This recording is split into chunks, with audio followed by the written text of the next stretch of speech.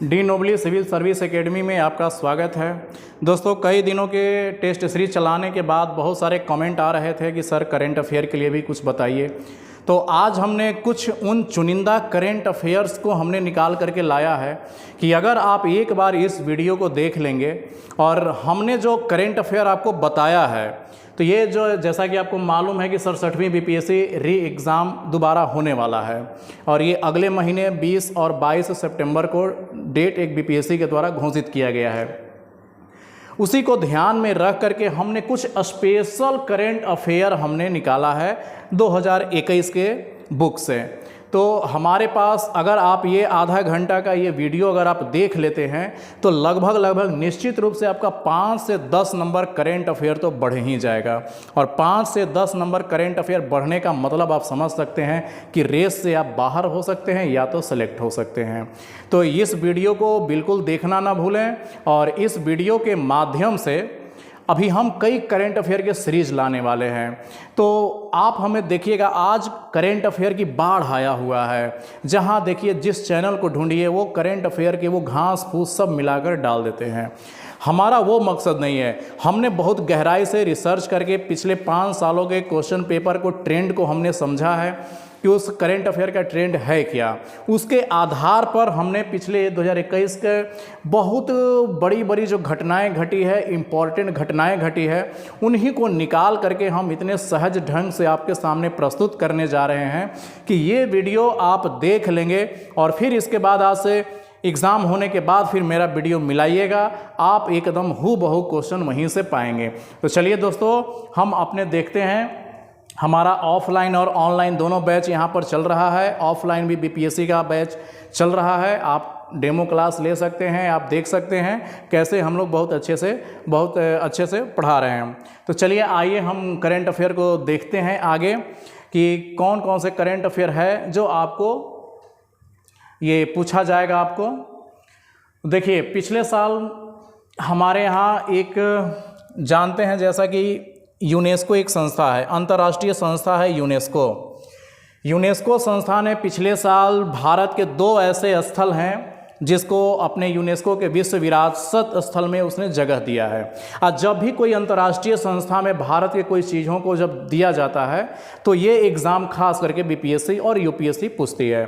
तो पिछले साल काकतीय रुद्रेश्वर मंदिर जो ये तेलंगाना का है, ये तो तेलंगाना का ये मंदिर काकतीय रुद्रेश्वर मंदिर तेलंगाना का, और धौलावीरा जैसा कि आप जानते हैं गुजरात का ये स्थल है। इन 2 स्थलों को यूनेस्को ने विश्व विरासत की सूची में ये शामिल किया है, जिससे अब पूरे विरासत की संख्या हो गई है हमारे देश में 40 हो गया है। तो अगर आप ये 2 चीज़ों को अगर आप याद कर लेते हैं, 1 नंबर फिक्स है आपका। तो आइए थोड़ा सा हम ये जान लेते हैं कि ये काकतीय रुद्रेश्वर मंदिर तेलंगाना में कहाँ पर स्थित है, क्या है इसकी स्थिति। तो ये वारंगल एक काकतीय रुद्रेश्वर मंदिर है, वहीं पर शंकर भगवान का ये मंदिर है ये, और ये गुजरात ये यहाँ पर है। इसके बाद गुजरात के कच्छ ज़िले में ये आपका धौलावीरा मिलेगा। इन दोनों को विश्व विरासत जुलाई 2021 में ही इसको घोषित कर दिया गया है। तो आप बहुत ज़्यादा न पढ़ करके आप इन्हीं 2-3 चीज़ों को आप पढ़ें, आपको बहुत ज़्यादा फायदा करेगा। तो काकतीय रुद्रेश्वर मंदिर का एक और नाम भी है, इसका रामपा मंदिर के भी नाम से जाना जाता है। और इस टेम्पल को देखिए, ऐसा ये टेम्पल दिखता है, काकतीय रुद्रेश्वर मंदिर ये ऐसा दिखता है। इसको बनाया था किसने भाई? तो 13वीं शताब्दी में इसको 40 साल के प्रयास के बाद इस मंदिर को बनाया गया था। और इसमें भगवान शिव विराजमान है। इसे रामलिंगेश्वर स्वामी की इसकी पूजा होती है, मतलब कि शंकर भगवान की पूजा होती है। तो इसको बहुत ही अपने हिट लिस्ट में इसको रखिए, क्योंकि ये यूनेस्को ने इस स्थल को शामिल किया है, जो बहुत ही इम्पोर्टेंट ये संस्था है। काकतीय रुद्रेश्वर मंदिर, इसका ये फिगर है। अब हम आगे देखते हैं, हड़प्पा वाला ये स्थल है धौलावीरा। तो ये धौलावीरा को ये सम्मिलित किया गया है। तो आपको 2 चीज़ याद रखना है। पिछले साल के जुलाई महीने में 2 यूनेस्को ने हमारे भारत के स्थानों को अपने विश्व विरासत में शामिल किया है, और इसको भी धौलावीरा को उसी के साथ ही किया गया है। तो इस तरह से हम ये देखेंगे कि कोविड-19 के दौरान ये सब बैठक हुआ था और इसको मिला गया था। अब इसमें हम ये देखेंगे, यूनेस्को जो है विश्व विरासत स्थल को 3 भागों में बांटता है ये। तो यूनेस्को की विश्व धरोहर 3 श्रेणियों में ये बांटता है। पहला है इसका प्राकृतिक विरासत, दूसरा है इसका, एक तो इसका है सांस्कृतिक विरासत, दूसरा है इसका विरासत नेचुरल प्राकृतिक, और तीसरा है इसका मिश्रित विरासत है। तो काकतीय रुद्रेश्वर मंदिर व धौलावीरा को सांस्कृतिक विरासत के लिस्ट में शामिल किया गया है, और इससे यूनेस्को की विश्व विरासत सूची में शामिल भारतीय स्थलों की अब कुल संख्या हो गया है टोटल 40 हो गया है। एक बार हम मोटे तौर पर आपको उन 40 स्थलों का नाम दिखा देते हैं, लेकिन आप इसको सभी को याद करने की कोशिश कभी मत करिएगा, क्योंकि ये सभी एग्ज़ाम में कभी नहीं पूछेगा। आपको जो पूछा जाएगा हम बस उसको बता देते हैं, आप इसी पर एकदम अपनी निगाहें को टिका करके रखिए। आप इनमें से 3 से 4 चीज़ों को याद रखना है। आपको एक चीज़ ये याद रखना है आपका बिहार से संबंधित, क्योंकि आप बिहार का एग्ज़ाम देने जा रहे हैं। तो देखिए, एक बार यूपीएससी ने ये बीपीएससी ने बोध गया के बारे में ये पूछ चुका है कि बोध गया को ये यूनेस्को ने अपने लिस्ट में कब शामिल किया था। ये 3-4 साल पहले एग्ज़ाम में पूछ चुका है। इसके बाद से अभी तक बीपीएससी ने ये क्षेत्र से टच नहीं किया है, लेकिन हो सकता है ये बीपीएससी आपसे ये पूछ सकता है, एक ये पूछा जा सकता है कि बिहार के नालंदा महाविहार को यूनेस्को के लिस्ट में शामिल कब किया गया। तो ये शामिल किया गया है आपका 2016 में। एकदम कंठस्थ याद रखना है। और लेटेस्ट में जो ये 2 शामिल हुआ है, ये आपका काकतीय रुद्रेश्वर मंदिर वारंगल तेलंगाना 2021, हड़प्पा कालीन धौलावीरा गुजरात 2021। ये आपको याद रखना है। ये लेटेस्ट में ये 2 याद रखना है। तो देखिए, एक प्राकृतिक स्थल है हमारे यहाँ, प्राकृतिक स्थल में 32 गो साइट का जगह दिया गया है, प्राकृतिक स्थल में दिया गया है 7, और एक मिश्रित है कंचनजंगा। टोटल मिलाकर के 40 हमारे देश में राष्ट्रीय विरासत यूनेस्को की सूची में शामिल है। तो इस टॉपिक को आप अच्छे से याद करना है और 1-2 नंबर आपको इसमें से बढ़ जाएंगे। आइए हम अगले करंट अफेयर पे चलते हैं। पिछले कुछ सालों में अंतरिक्ष उड़ान के लिए 2 ऐसी कंपनियां विकसित हुई है जो अंतरिक्ष उड़ानों के लिए जानी जाती है। आपको बस इन दोनों कंपनियों के मालिक का नाम याद रखना है। कभी कभी ऐसा देखने में आता है कि जो अमेरिका का कंपनी हो या भारत के कुछ बड़े बड़े कंपनी हो, उन सब से कभी कभी सवाल पूछ लिए जाते हैं।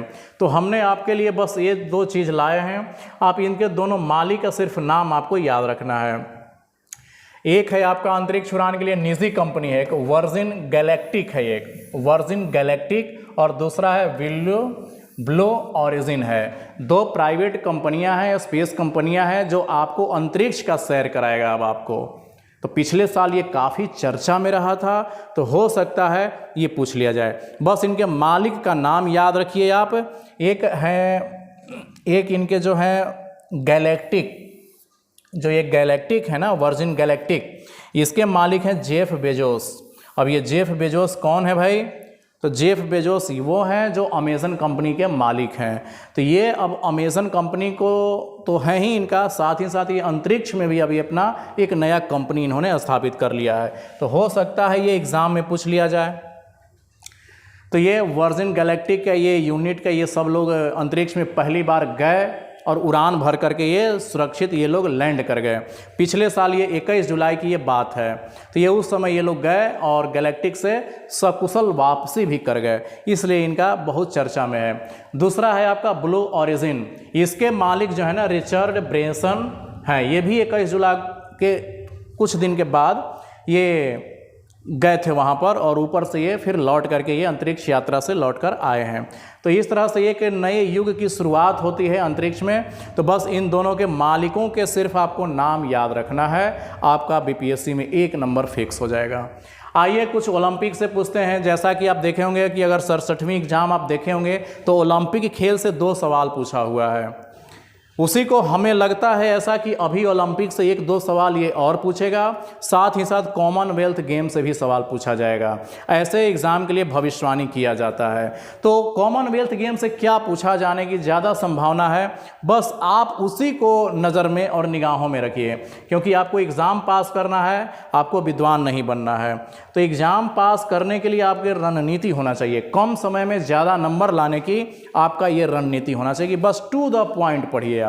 तो क्या संभावना है ओलंपिक से पूछे जाने की, बस इसको कंठस्थ याद रख लीजिए कि 2032 में 32वां, 2022 में 32वां ये टोक्यो में हुआ था, ये जापान में। हालांकि कोरोना के वजह से 2021 में हुआ, लेकिन ये 2020 ही माना जाएगा। अगले साल 2024 में ओलंपिक का खेल कहाँ पर होगा? ये पेरिस, फ्रांस में प्रस्तावित है ये। इसके बाद 2028 में ये कहाँ पर होगा? लॉस एंजलिस में होगा, अमेरिका में ये प्रस्तावित है ये। उसके बाद 35वां 2032 में कहाँ पर होगा? ये ब्रिस्बेन, ऑस्ट्रेलिया में प्रस्तावित है। आपको ये चारों को एकदम कंठस्थ याद रखना है, और केवल बीपीएससी ही नहीं, आने वाले जो भी एग्ज़ाम है, दरोगा हो, बिहार दरोगा हो या यूपीपीसीएस हो, कोई भी एग्ज़ाम दीजिए, या आपका बिहार एसएससी का कोई भी एग्ज़ाम हो, यहाँ से सवाल आपका एक तो सवाल बनना फिक्स है, और कम मेहनत करके आप ज़्यादा से ज़्यादा नंबर ला सकते हैं। तो इन चारों को एकदम से कंठस्थ आपको याद रखना है। चलिए आगे हम और करंट अफेयर आगे बढ़ते हैं। अब हम ये देखते हैं कि हमारे यहाँ पिछले साल जो आया था पदक, टोटल 7 पदक आए थे ओलंपिक गेम से। कौन कौन लाया था? नीरज चोपड़ा एथलेटिक्स में स्वर्ण पदक ये लाए थे। इसके बाद फिर कौन लाया भाई? इसके बाद मीराबाई चानू लाई, भारोत्तोलन में रजत पदक आया था। तो गोल्ड हमारे यहाँ 1 आया था, और चांदी यानी कि सिल्वर 2 आया था। 2 में से 1 है मीराबाई चानू का, ये है रजत। फिर इसके बाद में दूसरे हैं रवि दहिया हैं ये। तो रवि दहिया ये रजत लाए हैं, कुश्ती में ये लाए हैं। कुश्ती में तो 2 रजत आपका मिल गया, रवि दहिया। इसके बाद अब 4 लोग जो आएंगे वो ब्रॉन्ज लेकर आएंगे।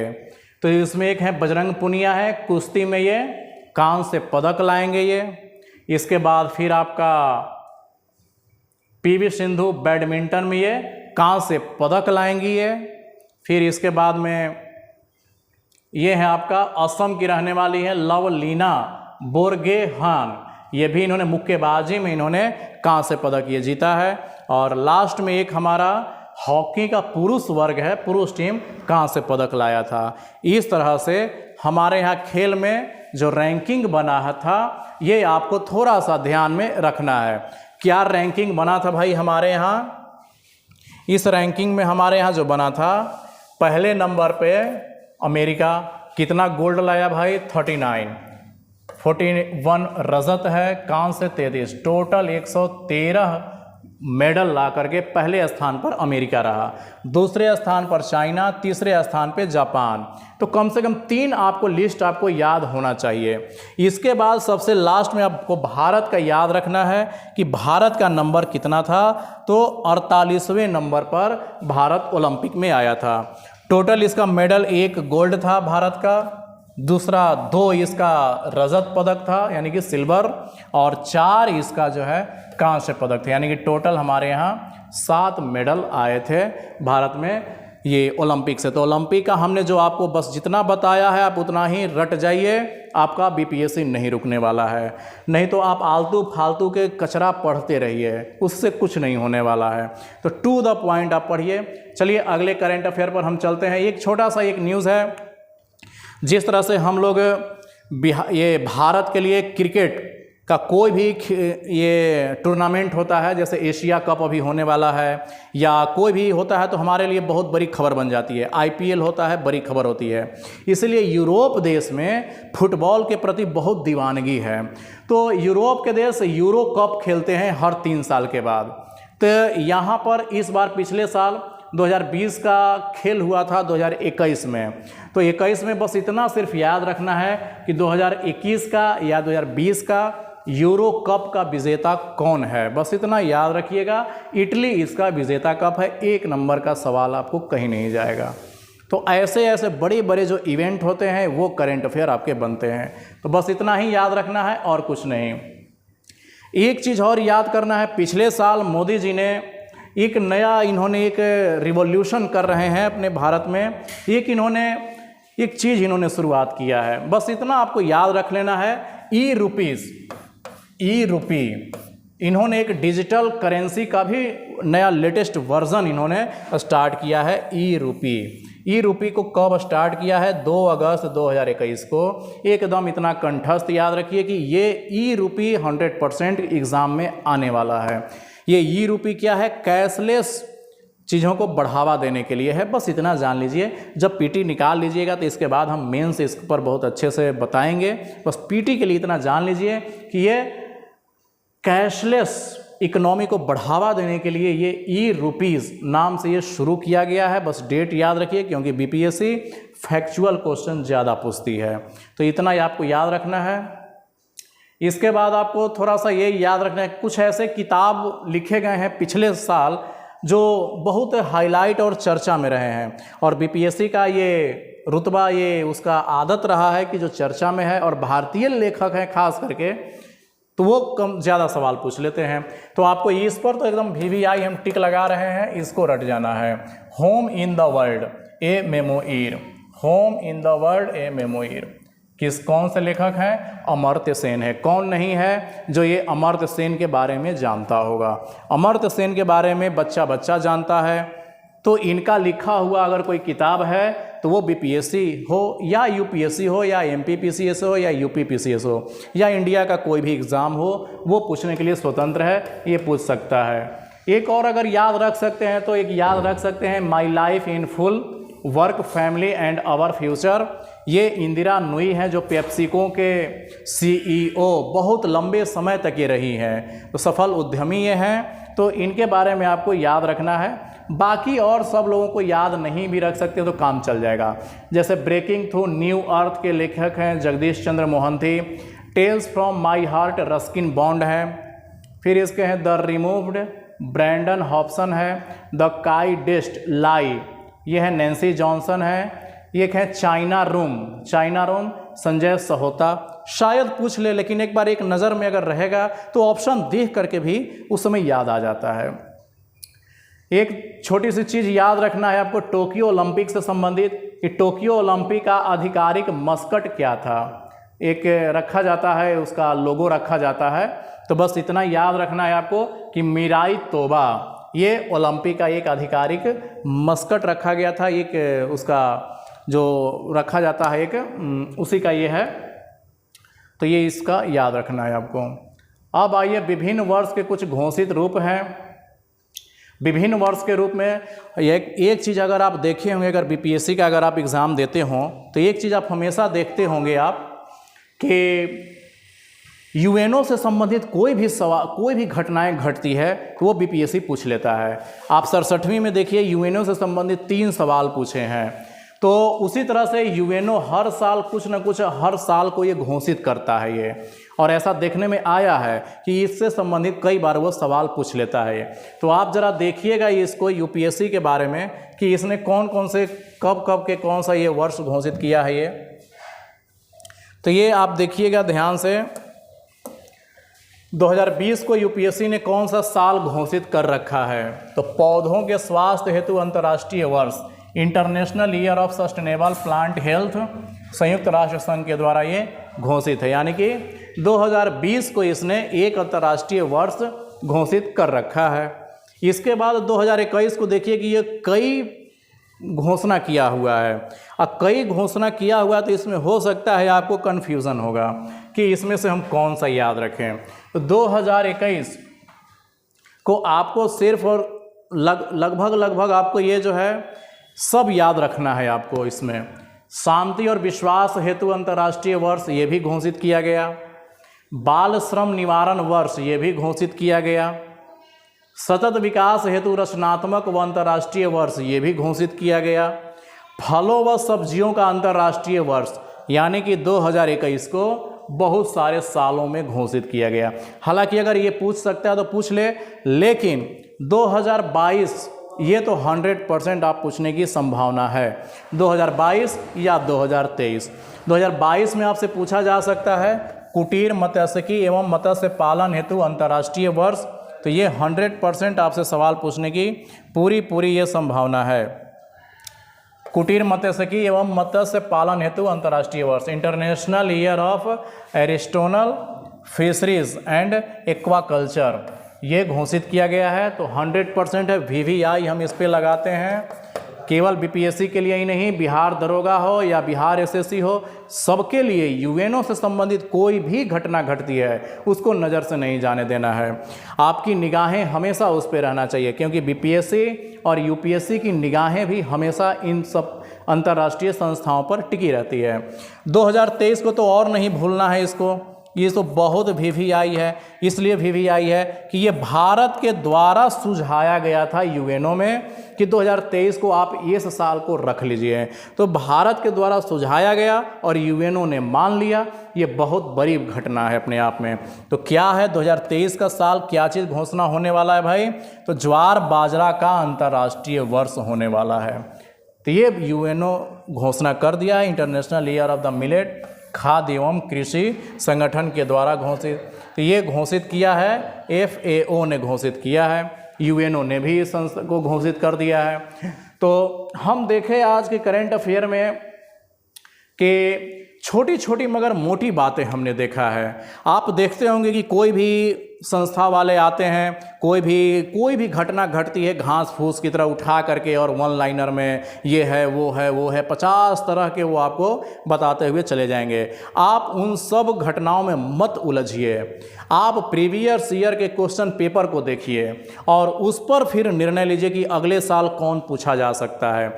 हमने प्रीवियस ईयर के क्वेश्चन पेपर को देखा, उसी से हमने बहुत रिसर्च किया और तब हमने जाकर के इन कुछ चैप्टरों को सेलेक्ट किया और आपके सामने हमने रखा।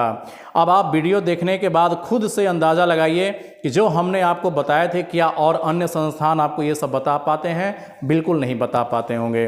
तो आप हमारा निरंतर ये करंट अफेयर का ये चैनल देखते रहिए और आप महसूस करेंगे कि बहुत ही ज़्यादा आपको हेल्पफुल करेगा। और एग्ज़ाम के बाद फिर हम एक बार आएंगे और फिर आपको हम दिखाएंगे कि इन सब क्षेत्रों से बीपीएससी ने सवाल टच किया है। तो चलिए, धन्यवाद दोस्तों।